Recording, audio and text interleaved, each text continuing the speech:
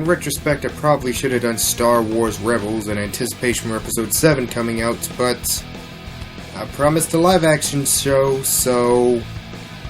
Pair of Kings, airing from 2010 to 2013, was a Disney XD sitcom starring Hannah Montana's Mitchell Musso and The Sweet Life on Deck's Doc Shaw. Despite airing a few years ago, I never really got around to watching it. Most of the time it was on, I was at college when I didn't have Disney XD, and well, at this point I was slowly losing interest in Disney sitcoms. Like I said, I don't really have any hatred for them, but by then the only ones I was keeping up with were The Sweet Life on Deck and Wizards of Waverly Place, and only caught a few others here and there. But let's not waste any more time, because this is another two-parter, but unlike Ultimate Spider-Man, I won't be rushing through the plot. This is the Pair of Kings pilot, Return of the Kings. Yeah. So we start with an aerial shot of the island from the Even Stevens movie, and then meet a group of beautiful people on the island known as King Cow, who are excited for the return of their twin kings. These twins are Brady and Boomer, played by Mucho and Shaw respectively, and yes, they do call onto the attention that one of them is white and one of them is black. I understand why. I'm so much better looking. The reality is, our mom was black and our dad was white. I really would have just assumed that, but thanks for sharing. But since that's not enough for you, behold our twin powers. Boomer, think of a number. I have a number. I will now guess the number in my twin brother's head. Oh, yes. It's 7. It's not 7. Nope, 133. The gym teacher comes in and announces that because of a blizzard they will be playing dodgeball, which upsets them since they were pummeled by CGI balls the last time they played. Oh, and they also will be playing against the varsity football team. I always hated the gym teacher as a sociopath cliche. Did anyone ever really have one like that? But the two run away and the coach doesn't just force them back in because, you know, class. But it doesn't matter because the two get bullied by a guy named Rondo. You guys better run! Oh yeah, very funny, Rondo. Ha ha ha.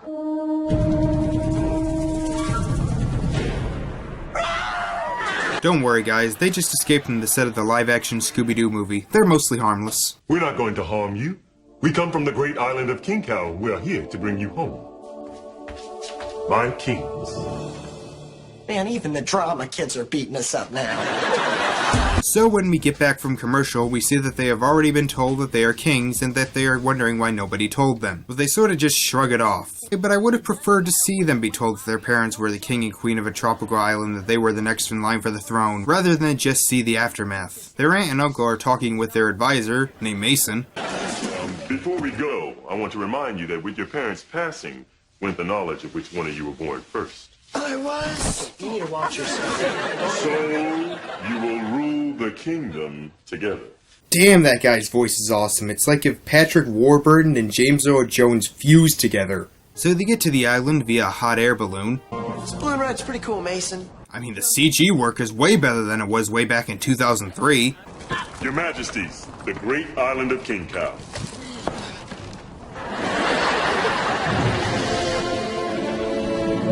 Wait, why is one side so light and the other side so dark? There has been a power struggle on the island for centuries. Periods of war, disaster, and supernatural forces have ravaged our kingdom. We are at peace right now. But for your own safety, stay away from the dark side. Maybe this is fitting for the episode 7 hype. They get to the island when they hear a creature called the Waka Waka. Waka Waka! Don't worry, it's only agitated by coconut sunblock and cheese, which Boomer has both of because comedy. Oh shit, they're in Lupa Land. Don't worry, Willy Wonka's not too far behind. He'll help you. But before they meet him, Mason defeats the Waka Waka by beating it in its fake CGI face. That was incredible. You're like some tropical ninja. You know, we took karate class once.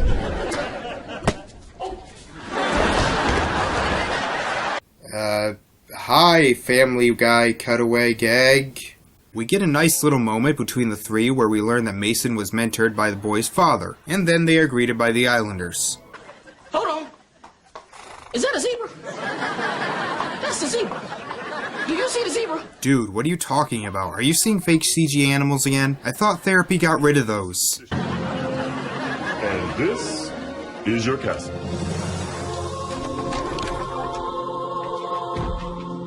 Dude, goosebumps are back. I know. I heard it was pretty good. They see their throne, which causes some bickering, and then they see a young woman named Michaela, who they find attractive. Looks like hotties roam free, too. You know what I'm saying, Mason? That's my daughter, Michaela. Before you meet her, may I suggest a weapons inspection? You're looking at 36 inches of cold, hard steel forged from the fires of Mount. Don't touch my daughter. Yeah, if he actually does hurt you, the kings, wouldn't he be banished or thrown in jail or something? If not, then this is a very screwed up monarchy. We then fade to a room with a boy complaining about not being king. I'm supposed to be king. Now I have nothing. What am I? Chopped fish liver? Boom. Okay, so we're going completely supernatural. Fine. At the very least, this guy's let us know right away. Cough, cough. Also, is anyone reminded of the fish from the Oogie Loves? This is Lanny. No, but you'll be wishing he doesn't talk. He's their cousin who's upset that he isn't going to be king anymore. And I'm just gonna call it right now. He will spend the series trying to get them banished and or killed so he can become king. Am I close? Those bumbling bipeds must not live to see their coronation. Don't worry. It'll be like shooting fish in a barrel. You know, Disney sitcom betting really should be more popular. I'd be rich. Cupcakes here. Chandelier there. King splatter everywhere. Jesus Christ, what is it with all the death in this show? I mean, I'm a fan of dark humor, but it really does seem like everything on Earth wants to kill these two. Which, let's be honest, doesn't seem hard. Everything you need to know is in this.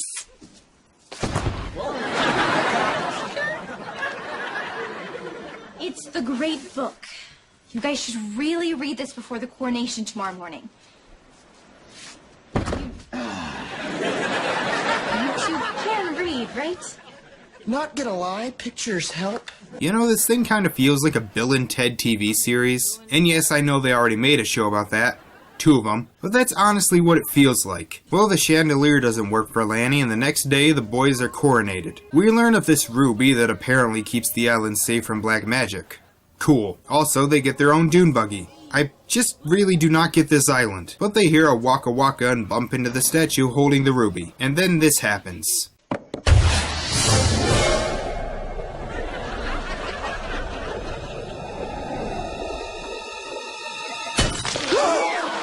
It's a shitty ruby. This causes a volcano to erupt because why not, and that ends part 1. We start part 2 with everyone evacuating, and Boomer pretty much sums up my thoughts.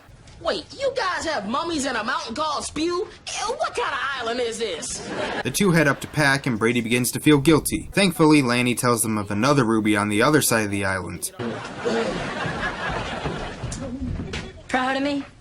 I sent them right into the clutches of the tarantula people. What kind of island is this? Well, the two are captured by the group of people cosplaying as Aragog, and are put onto an average episode of Fear Factor as Brady says that he is the one who should be king. But this just gets them thrown into quicksand. Lanny tells the people that the two are gone and declares himself king. It's only a matter of time before the island takes its revenge on them, and there will be no more. Nobody has cried more than I. But fear not. There is someone immediately available to replace them. The zebra? No, me! King Lanny the Great! We'd rather have the zebra! Back with the boys, we learn that Brady has taken a bat necklace that earlier was said to bring bad luck. However, it seems to have some power over the tarantula people who pull them out to take them to the booby trap-filled temple where the ruby is.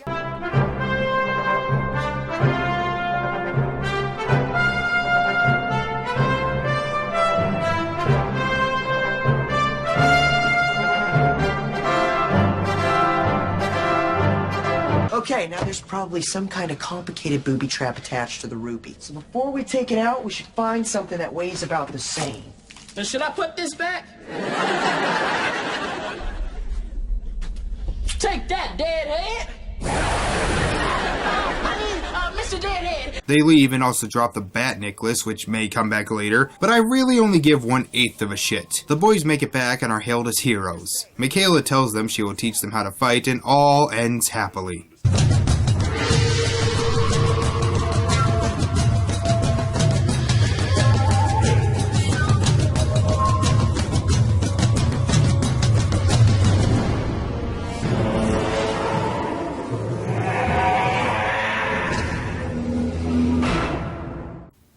okay, 1/4 of a shit. So that was Pair of Kings. How was it?